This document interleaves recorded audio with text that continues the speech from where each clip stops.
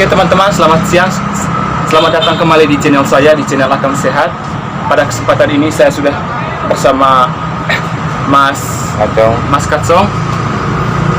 Pada kesempatan kali ini saya akan ngobrol-ngobrol santai dengan beliau seputar kisah kehidupan di masa COVID-19.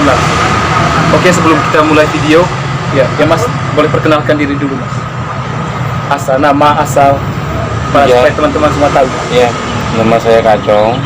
Ya. Saya dari Madura. Saya di sini jual sampul di depan Sebermur, Jalan Turusan Dieng. Jadi teman-teman, dari Mas Kacong adalah seorang penjual sampul.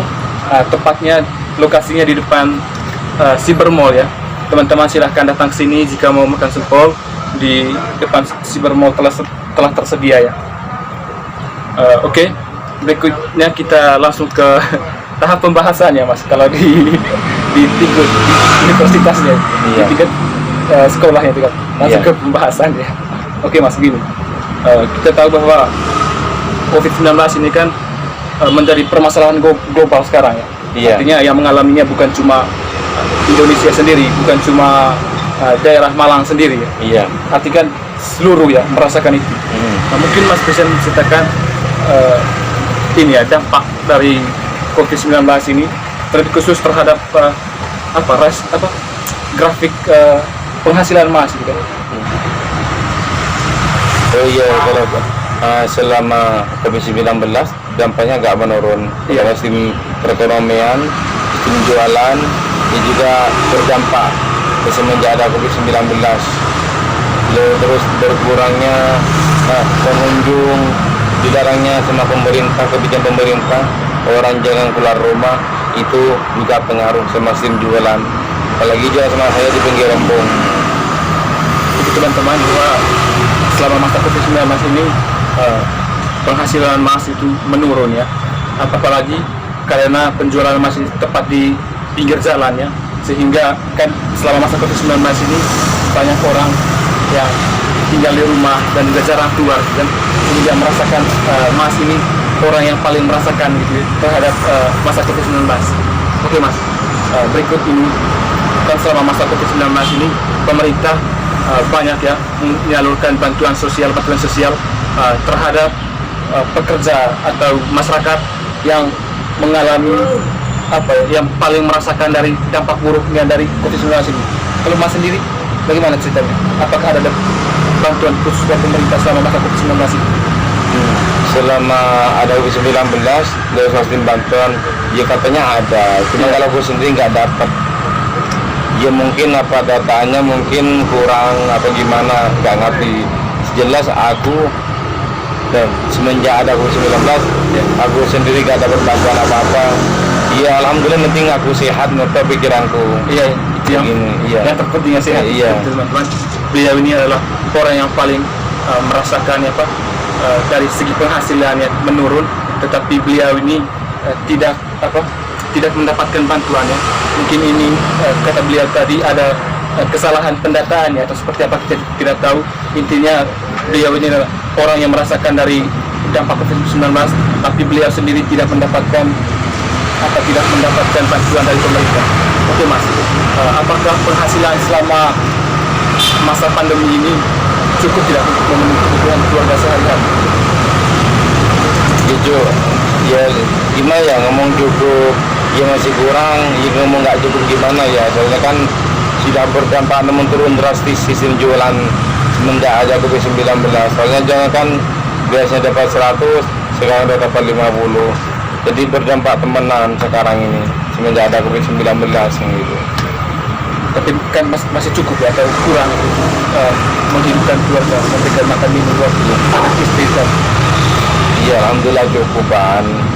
Ya cuma kadang kalau nyampe udah bayar yang punya tanggungan ya masih pinjam ke sanak saudara atau tetangga gitu. Teman-teman, kita dengar dari beliau bahwa selama masa pandemi ini penghasilannya itu menurun ya. Kadang biasanya kan 100 ya, kadang 100 setiap harinya sebelum masa pandemi ini. Kini sekarang penghasilan beliau itu bahkan tidak mencapai 50.000 ya setiap hari. Iya, turun drastis. Iya, turun drastis itu. Iya. Nah, terus keluarga sekarang di mana? Tinggal di Malang atau di Madura? Ya, kalau saya sendiri tinggal di Malang, kalau orang tua saya masih di Madura. Berarti selama masa pandemi kemarin nggak pernah pulang Lebaran di sini? Kalau Lebaran saya pulang kemarin, cuman ya saya harus minta surat izin dari RT RW gitu, biar bisa pulang. Soalnya kan saya kangen sama orang tua, sudah 1 tahun di sini gitu. Mungkin ikut kita berbicara tentang ini ya Mas, putaran kebijakan pemerintah khususnya terkait new normal ini kan, artinya masyarakat kembali menjalankan aktivitas seperti biasa, namun tetap mengikuti protokol kesehatan. Apakah kabar ini adalah kabar gembira bagi Bapak atau ada sisi-sisi negatif tertentu dari kebijakan ini? Iya, kabar gembiranya soalnya kan masih bisa jualan, cuma diwajibkan pakai masker. Kabar negatifnya ya soalnya kan berkurangnya pengunjung, penjualnya kan, sehingga berdampak sama pendapatan sehari-hari dan berkurangnya perekonomian dalam keluarga. Ini ya Mas, berbicara seputar penjualannya, artinya kan di masa COVID-19 kan masih ada teman-teman Mas ya itu menjual jualan yang sama, semisal Mas di sana juga. Kira-kira yang Bapak lakukan ya supaya pelanggan itu tetap masuk ke membeli jualan Bapak, kan ini kan saingan banyak juga di sekitaran Terusan Raya ini. Ya, pertama ya kita jaga sikap. Iya. Nah, kedua ya kebersihan juga dijaga. Terus jualnya juga dijaga, sistem jualnya sehat enggaknya harus dijaga. Ya pertama sistem kita semua orang ya selalu berpikir positif sama orang. Jadi kita harus harus saling menyapa tiap hari biar sama-sama kenal satu sama lainnya, sehingga pengunjung itu bisa balik. Dan pertama kalau jualan tuh pelayanan, kalau pelayanan kita bagus, insya Allah orang bisa balik lagi untuk membeli gitu. Oke Mas, artinya ini kan strategi yang luar biasa ya menurut saya untuk menggait hati para pelanggan itu. Tadi ada beberapa poin penting, pertama menjaga kebersihan, tetap menjaga kebersihan, pelayanan yang baik, ini ramah dengan semua yang datang. Iya. Oke.